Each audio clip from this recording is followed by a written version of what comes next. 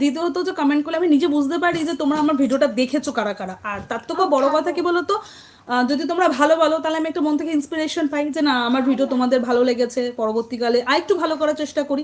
আর যদি খারাপ হয় তাহলে বুঝতে পারি যে না এই ধরনের ক্যাটাগরিটা বা এই ধরনের ভিডিও চলবে না, তাহলে ভিডিওটা একটু চেঞ্জ করতে পারি। মানে নিজেকে মোটিভেশন দেওয়ারও তো একটা জায়গা থাকে।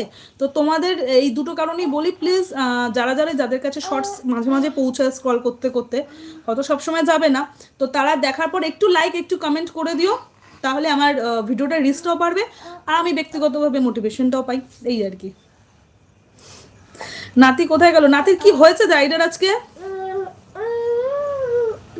ও তুমি হিন্দি ব্লগ চ্যানেল বানাও? বাও, তা বাঙালি হয়ে হিন্দি ব্লগ চ্যানেল কেন বানাও? কি জানি রাইডার আসছে আর চলে যাচ্ছে, কি ব্যাপারটা হচ্ছে কে জানে। Thank you Ismail. কিন্তু দেখলে হবে না, ওই যে বললাম লাইক কমেন্ট, অবভিয়াসলি লাইক কমেন্টটাও করতে হবে। না না ফোন ধরতে যায়নি, অন্য কিছুটা হয়েছে। আমাকে বললো, আমি পুকুর পাড়ে এসে বসেছি, জাস্ট আমি লাইভ শুরু করলাম, ওই প্রথম এলো, তা একটা দুটো কমেন্ট করতে করতে এসে পুকুর পাড়ে বসলো। আমি বললো আমি পুকুর পাড়ে এসে বসেছি, ব্যাস ওইটুকু বলার পর আচমকা থেকে বেরিয়ে গেল, আর নেই এতক্ষণ। থাকলে তো কমেন্ট করতো, তো কিছু একটা হয়েছে নাকি কারোর, আবার কি জানি।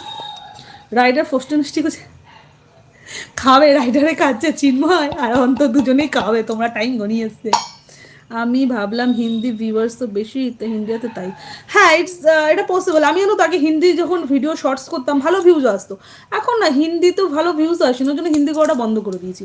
ভালো ভিউজ আসতো হিন্দিতে করতাম যখন, না তখন ভালোই বেশ হিন্দি বাংলা মিলিয়ে করতাম, তো ভালোই ভিউজ আসতো।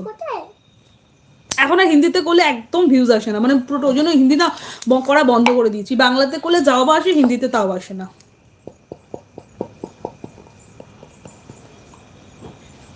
প্রবাসী বেঙ্গলি। তুমি থাকোটা কোথায় সৌভিক? রাইডার দাদাকে এই কথা বলো না, কি বলবো না। তুমি কাটকো কাকা কাকো কোয়া কোয়া কোয়া কোয়া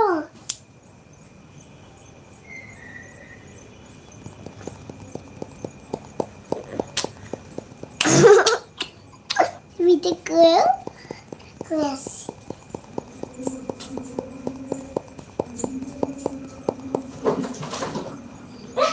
তোল ফষ্টি নষ্টির কথা বলো না। ফ্রম ঝাড়খণ্ড, আচ্ছা। আর তোমার এ কোথায়, মানে হোম টাউন কোথায়, অরিজিনাল বাড়ি কোথাও, সেটাও কি ঝাড়খণ্ড?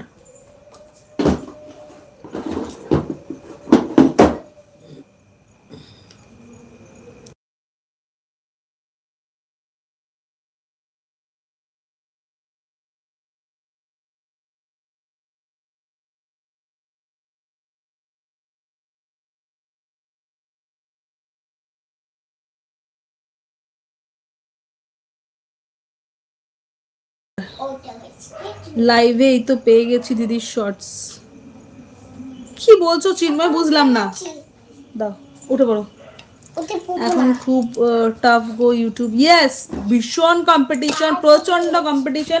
প্রত্যেকটা ঘরে ঘরে ছোট বড় ইউটিউবার এখন মোটামুটি যারা একটু হাতে টাইম আছে সেই চালু করে দিচ্ছে মোটামুটি।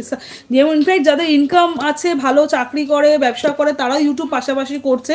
দুদিক থেকে একটা ইনকামের ব্যাপার থাকে। এমনকি দেখা গেল তুমি একটা প্রফেশনের সাথে যুক্ত আছো, সেটাকে নিয়ে ইউটিউবে চলে এসছো। মানে আগে হতো কি লোকে কাজকর্ম নেই, তারা ইউটিউব করতো, সময় পেতো ইউটিউব করতো বা ফেসবুক করতো, তাদের টাইম আছে হাতে, মানে কাজ করছে। এখন একটা কাজ করছে, হয়তো সেলুনে চুল কাটে, সে ইউটিউব করছে, মানে সেই ইউটিউবটা কিভাবে করে, সেলুনে চুল কাটাটাকে ইউটিউব করে, বুঝলে তো। মানে এখন ইউটিউবে কম্পিটিশনটা অনেক বেশি, ছোট বড় সবাই। কেউ দেখাচ্ছে মুদিখানার দোকান চালায়, সে ইউটিউব করছে কেন বলতো, ওই মুদিখানার দোকানে যে মাল বিক্রি হচ্ছে সেটাকে ইউটিউবের মাধ্যম দিয়ে দেখিয়ে দিচ্ছে। এক্সট্রা কোনো এফোর্ট দিতে হয় না, এক্সট্রা কোনো খাটনি নেই। এলে আসবে ভিউজ, না এলে না আসবে, ওটা তো সাইড ইনকাম।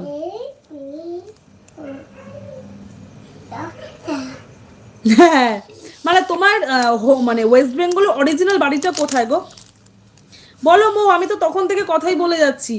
তোমরা যদি কমেন্ট না করো আমি কার সাথে কথা বলবো বলো? তোমরা কমেন্ট করলে তো কথা বলতে পারবো, কমেন্ট করো নিশ্চয়ই কথা বলবো।